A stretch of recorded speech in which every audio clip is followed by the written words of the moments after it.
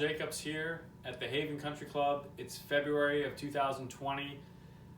If you're like me, you're getting a little bit antsy and want to play some golf, but now is the perfect time to practice some of the fundamentals that we may overlook as the season begins. I'm going to talk today about the grip and how important it is to have the correct grip with a square face. So let's go through really quick how you take the grip, and I would really urge you to go grab a 7-iron and put it in your hands as you listen to this video, and let's work through this together and tell me what you think about your own grip. One of the things that I like to do with students is have them put their hands just relaxed by their side and take a look at how your hands are situated. Some of you may have your hands kicked in a little bit more this way, and some of you may have your hands kicked in a little more that way. Again, if you're just relaxed, find out what your tendency is, because that's going to change your grip a little bit. For a person that has their hands kicked in this way, I would tend to see grips that are a little bit stronger, and we could work through that as long as it's within our acceptable range for the grip. And people that have their hands a little bit more this way when it's by their side are going to have a little bit more weaker grip, or their hands underneath a little bit more. So a lot of that depends on what your natural ability is and what your physical build is and how your hands just kind of hang. Let's start with our neutral grip, and if we're a little bit one way or the other, great. A lot is no good, because that's going to cause a lot of strange things to happen throughout the golf swing.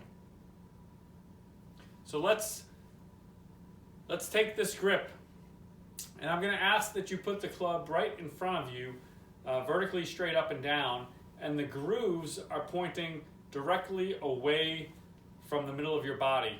We don't want a club face to look like that, and we don't want the club face to look like that. So we want the club face with the grooves straight away. This is going to give us a nice square club face. And we're going to take our left hand. For you that are right-handed golfers, let's start with our left hand. And we're going to cup our fingers like this, and we're going to have the club rest so that it's going to look like this.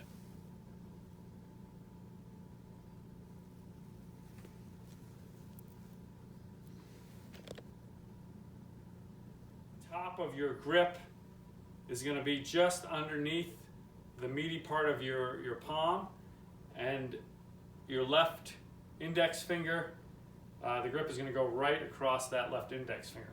So now this should put your thumb just on the right side of the golf club, and this V is going to be pointing to your collarbone right about here. From here, we're going to take our right hand, we're going to get that cup position, we're going to put the shaft in the fingers, and these two fingers right here are the most important part of the grip, and we're going to slide this down, and whether you overlap or interlock, I really don't care as long as you pick one.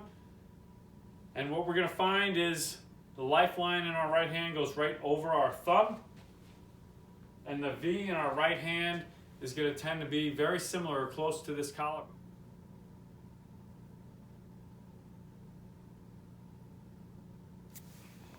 Now, if the V's point a little bit towards the shoulder and your hand hung this way, then that's okay, as long as it's not pointing off the shoulder. And if the V's point a little more towards the chin, that's okay as well, as long as it's not getting towards the left side of your body. So this is a pretty in-depth talk about the grip of the golf club. I think it's really important. You could be on the couch and practicing this grip and having that square club face. I think it's going to help you as you proceed on down and play golf when the weather allows it. One thing that a good grip is going to allow you to do is going to allow you to hinge your hands this way. So we shouldn't have the club hinging this way or this way. It should be hinging this way. And if I turn like this, you're going to see this hinge. And this is going to allow us, when we get in the golf swing, to be on the correct swing path. So take a look at your grip and practice it. It's a great time of year to do it. And we'll see you hopefully soon in the springtime on the golf course.